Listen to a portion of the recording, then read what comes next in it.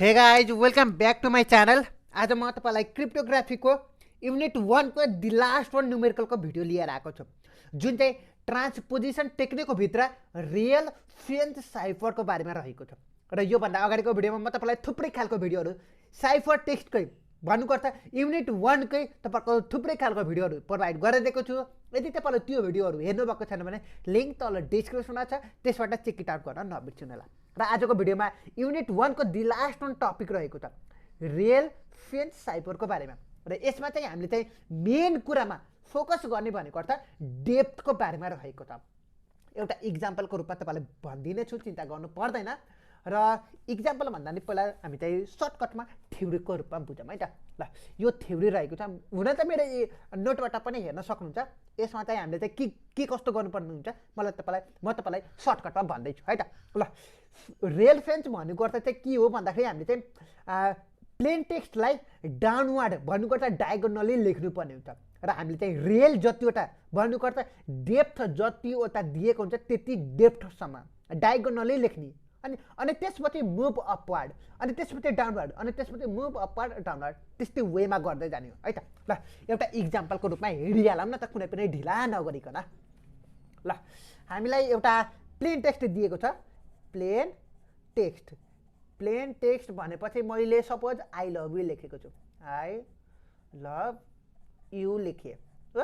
Plain text I love you लेखेँ र यसको डेप्थ पनि भन्न सक्नुहुन्छ, टु लिएको छु, अथवा तपाईँले रियल पनि भन्न सक्नुहुन्छ। कुराकानी एउटै है त, आरएआइएल अथवा डेप्थ एउटै कुराकानी हो है त। ल अब मैले आजको भिडियोमा चाहिँ डेप्थ 2 को लिएको छु। नेक्स्ट भिडियोमा म तपाईँलाई डेप्थ 3 को बारेमा कुराकानी गर्नेछ र तपाईँलाई त्यसपछि डेप्थ 4 को पनि कुराकानी गर्नेछ। त्यसपछि तपाईँको डेप्थ 2, 3, 4 हेरिसकेपछि तपाईँको जतिसुकै डेप्थ आए पनि तपाईँले सक्नुहुन्छ। र चिन्ता गर्नु पर्दैन, पास्ट इयरको क्वेसन पनि हामीले सल्भ गर्नेछ। So for that stay tune with us. र च्यानललाई सब्सक्राइब गर्नुभएको छैन भने च्यानललाई सब्सक्राइब गर्नु होला। ल अब हामीलाई के भनेको छ भन्दाखेरि प्लेन टेक्स्ट यो भयो, डेप्थ यो भएको छ। र हामीले क्वेसनमा चाहिँ के भनेको छ भन्दाखेरि डेप्थ 2 सम्म जा भनिएको छ।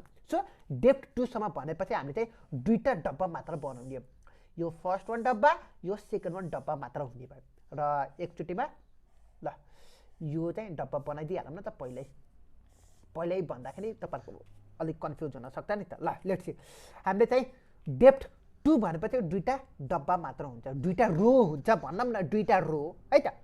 ल अब दुईटा रो भइसकेपछि अब आई छ, यहाँ आई भयो, डायगोनली लेख्ने यसलाई यहाँ, त्यसपछि ओ, त्यसपछि भी, त्यसपछि ई, त्यसपछि वाई, त्यसपछि ओ, त्यसपछि यु, सकियो। यो चाहिँ तपाईँको आई लभ युको भयो हो। यसरी गऱ्यो। अब यसलाई इन्क्रिप्सन गर्नु पर्यो हजुर, यति गरेर त हुँदैन। अब इन्क्रिप्सन गर्दाखेरि इन्क्रिप्सन भन्नुको अर्थ म्यासेज लेख्नु पर्यो नि त। इन्क्रिप्टेड म्यासेज भनेपछि इन्क्रिप्टेड म्यासेज लेख्नु पर्यो नि त। अब कसरी लेख्ने त, मेन कुरा त्यो हुन्छ। फर्स्ट रोको सबै लेख्नुहोस्। फर्स्ट रोमा चाहिँ तपाईँको के छ, आई छ, ओ छ, ई छ, फेरि पनि ओ छ, त्यसपछि के छ, यल छ, भी छ, वाई छ, यु छ। यो तपाईँहरूको डेप्थ 2 भएको बेलामा यसरी गर्नेछ। अब डेप्थ 3 भएको बेलामा कसरी गर्ने भन्दाखेरि तपाईँहरूको तीनवटा रो हुन्छ, तपाईँहरूको यहाँ डेप्थ जतिवटा भनेको हुन्छ त्यतिवटा तपाईँहरूको रो हुन्छ। यो कुरा चाहिँ तपाईँहरूको दिमागमा राख्नु होला है त। ल आई लभ युको यो भयो डेप्थ 2 हुँदाखेरि। र यदि तपाईँहरूको डेप्थ 3 भएपछि के गर्ने त म तपाईँलाई नेक्स्ट भिडियोमा कुराकानी गरिदिनेछु। र आई थिङ्क तपाईँले चाहिँ आजको भिडियो बुझिसक्नु होला। यसमा चाहिँ कुनै पनि केही पनि गर्नु पर्दैन, सिम्पली यसमा गर्ने भनिएको चाहिँ के हो भन्दाखेरि यो यसरी लेख्ने, त्यसपछि माथि जाने, त्यसपछि तल, त्यसपछि माथि, त्यसपछि तल, त्यसपछि माथि, त्यसपछि तल जाने, यस्तो प्याटर्नमा हुनु पर्यो। लेटरहरू दुईटा डेप्थ भएपछि, तीनवटा डेप्थ भए पनि त्यही सेम वे नै रहेको छ। नेक्स्ट भिडियोमा म तपाईँलाई डेप्थ 3 को बारेमा कुराकानी गर्नेछ। So stay tune with us. र च्यानललाई सब्सक्राइब गर्नुभएको छैन भने च्यानललाई सब्सक्राइब गर्नु होला। सो यति भन्दै आजको भिडियो यसम्म हुन्छ र see you in the next video.